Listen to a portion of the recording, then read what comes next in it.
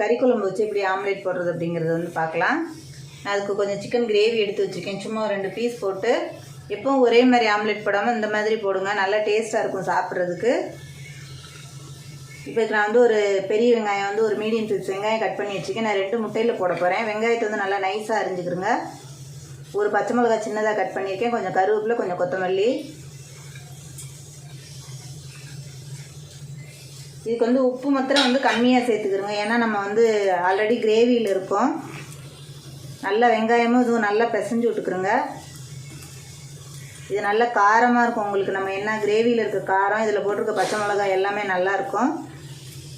லைட்டாக உப்பு சேர்த்துக்கிறோங்க, ரொம்ப உப்பு சேர்க்க வேண்டாம். நம்ம அந்த கிரேவி சேர்க்கும்போது உப்பு ஜாஸ்தி ஆயிரும். இப்போ நல்லா பிசைஞ்சிட்டு இப்போ இதில் வந்து 2 முட்டை உடைச்சி ஊற்றிக்கலாம். சும்மா ஒரு 1/4 ஸ்பூன் வந்து போட்டுக்கிறோங்க, ரொம்ப வேணாம் உப்பு, லைட்டாக.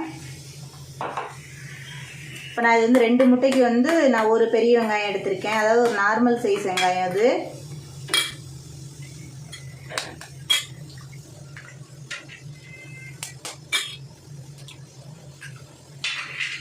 முட்டையை நல்லா அடிச்சுக்கிடுங்க.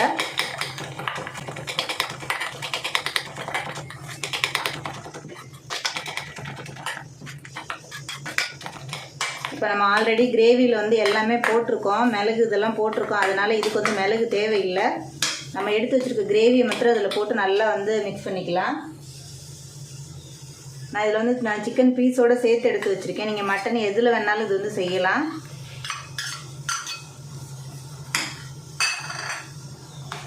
இப்போ இந்த கிரேவி ஊற்றினதுக்கப்புறம் நல்லா வந்து ஃபுல்லாக அடிச்சுக்கிறோங்க, எல்லா பக்கமும் மிக்ஸ் ஆகுற மாதிரி.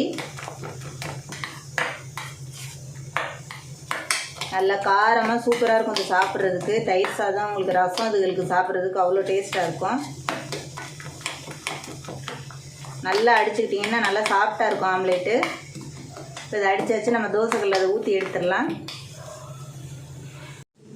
இப்போ தோசைக்கல்ல நல்லா காஞ்சிருச்சு. அது கல் காஞ்சதுக்கப்புறம் கொஞ்சம் எண்ணெய் ஊற்றிக்கிறோங்க.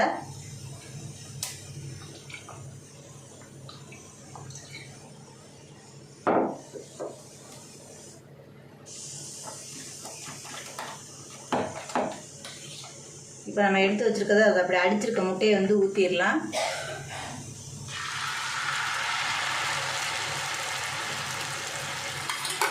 கொஞ்சம் நல்லா மொத்தமாகவே ஊற்றுங்க, அப்போ தான் வந்து நல்லாயிருக்கும் சாப்பிட்றதுக்கு. மெல்லிசாக அந்த ஆம்லேட் வந்து போடக்கூடாது. அடுப்பை சிம்மில் வச்சு வேக விடுங்க.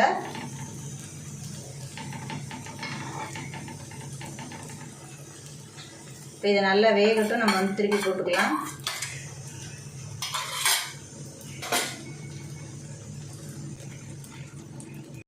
இப்போ இது ஒரு பக்கம் நல்லா வெந்ததுக்கு அப்புறம் தான் திருப்பி போடணும். இது முடிஞ்ச அளவு கொஞ்சம் மொத்தமாகவே ஊற்றுங்க. பீஸெல்லாம் வந்து சின்ன சின்ன பீஸாக வந்து சிக்கனோ மட்டனோ எது இருந்தாலும் லைட்டாக குட்டி குட்டியாக பிச்சு போட்டுருங்க. அப்போ தான் உங்களுக்கு முட்டையோடு சேர்த்து சாப்பிட்ற மாதிரி இருக்கும். பெரிய பீஸாக போட்டிங்கன்னா ஆல்ரெடி இது குழம்புல வெந்தது தான். இப்போ இது நல்லா வெந்ததுக்கப்புறம் அப்படியே திருப்பி போட்டுடலாம். இப்போ இது ஒரு பக்கம் நல்லா வெந்துருச்சு, அதை அப்படியே திருப்பி போட்டுடலாம். பொறுமையாக திருப்புங்க. இதில் வந்து கிரேவி இருக்கிறதுனால கொஞ்சம் பார்த்து பொறுமையாக திருப்புங்க.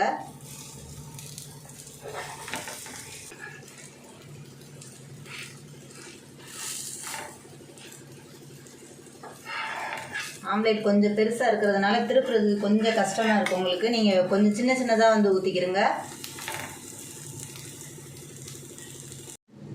இப்போ நம்மளோட ஆம்லேட் வந்து ரெடி ஆயிடுச்சு.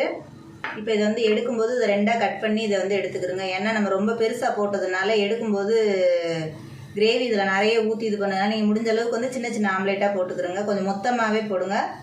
இதே மாதிரி நீங்களும் வந்து ட்ரை பண்ணி பாருங்கள். நம்மளோட சிக்கன் கிரேவியில் உள்ள ஆம்லேட் வந்து ரெடி ஆயிடுச்சு.